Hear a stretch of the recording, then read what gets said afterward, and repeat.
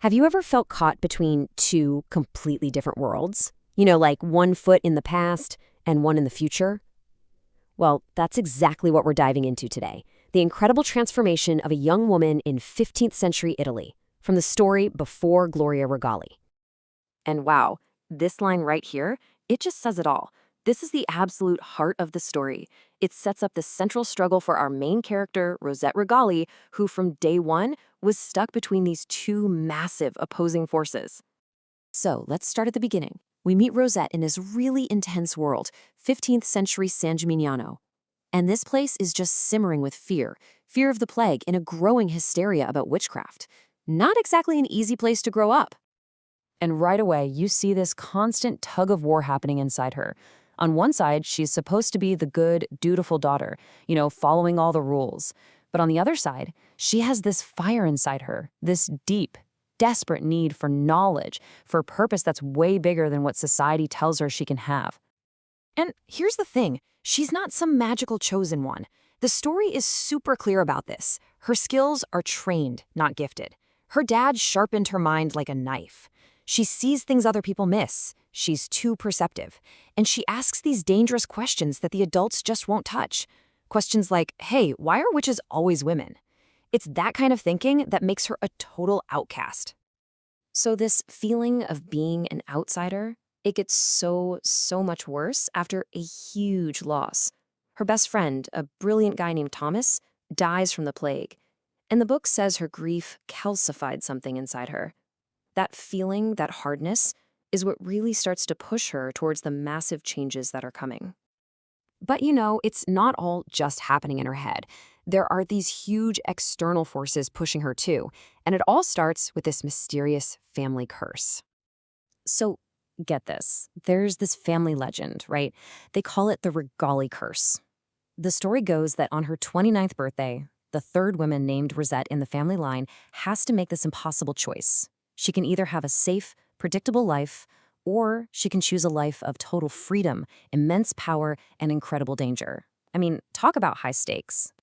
And that number, 29, it's not just random. Astrologically, that's her Saturn return. It's this cosmic moment that happens to all of us around that age, a time of huge upheaval and transformation. It's basically the universe knocking on her door going, okay, time's up. Who are you really going to be? And if the curse wasn't enough pressure, look at this. Her whole world just falls apart, one loss after another. First, her friend Thomas, then her father dies from the plague, and finally, her mother. These tragedies just strip everything away, leaving her totally alone and forcing her to finally listen to what her soul has been screaming for. Then, in the middle of all this grief, she has this vision of her father, and he gives her this message. It's so simple but so powerful. Follow the fire. Follow your strength. This isn't just advice. It's a command, and it's the final push she needs to pack up and leave for the University of Bologna. And that's it. That's her crossing the threshold moment. She gets to the University of Bologna and steps into a whole new world, a world of dark academia, of incredible knowledge, but also one filled with secrets and really, really old dangers. I mean, just look at the difference here. She leaves behind San Gimignano, a place that smelled like lavender mixed with the constant, grim reality of blood from the plague, and she arrives in Bologna, a world of intellectual puzzles and, well, much darker things, like actual blood rituals. And this is where she meets Clara, her roommate. And let me tell you, Clara is the perfect symbol of Bologna's danger and its beauty. She's described as gorgeous but haunted, and her Romani and Persian roots hint at this deep, ancient kind of power. So what even is a blood witch? Basically, it's someone who has inherited magic in their actual bloodline. It's this power that's baked into your DNA, passed down through generations. It's unbelievably strong, but it's also incredibly unstable and dangerous. Clara is everything Rosette has only read about in books, and now she's sleeping in the next bed. Yeah, this is no ordinary college experience. Rosette is pretty much immediately thrown onto what you could call a road of trials. She faces one challenge after another, each one pushing her closer and closer to the edge of her own sanity. And things escalate, like immediately. First, women at the university just start disappearing. Then, her roommate Clara's mysterious illness gets way worse, and you can tell it's tied to something dark. And to top it all off, a ghost named Eric starts talking to Rosette, telling her he knows the university's ugliest secrets. And this is where you have to ask yourself, and she has to ask herself, this terrifying question. As her own hidden powers start waking up, the line between what's real and what's not gets incredibly blurry. Is she going crazy from all the stress? Or is this madness something that's been inside her all along, just waiting to come out? And then the ghost Alaric just drops this bombshell. This prestigious university, this celebrated place of learning, was literally built on the bones of powerful women. Women from Rosette's own family line. Her personal story is tragically tangled up in the very foundation of this place. And that reveal, it's the turning point. This is the moment everything shifts for Rosette.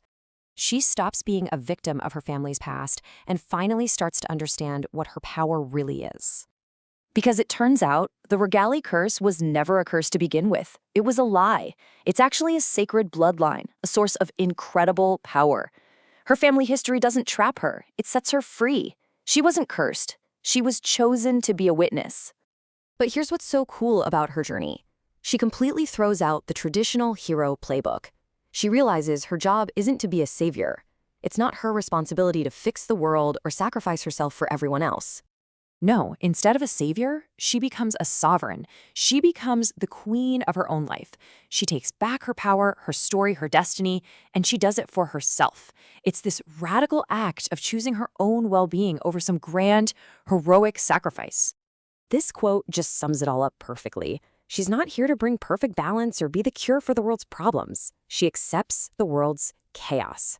Her power comes from witnessing it, from understanding it, from knowing it, without needing to control it. She's the keeper, the witness, the one who knows. So we've seen her go from this quiet, grieving girl to this incredibly powerful, self-aware woman. She has taken her story back. But it leaves us with one big hanging question. What in the world is she going to write on the next page?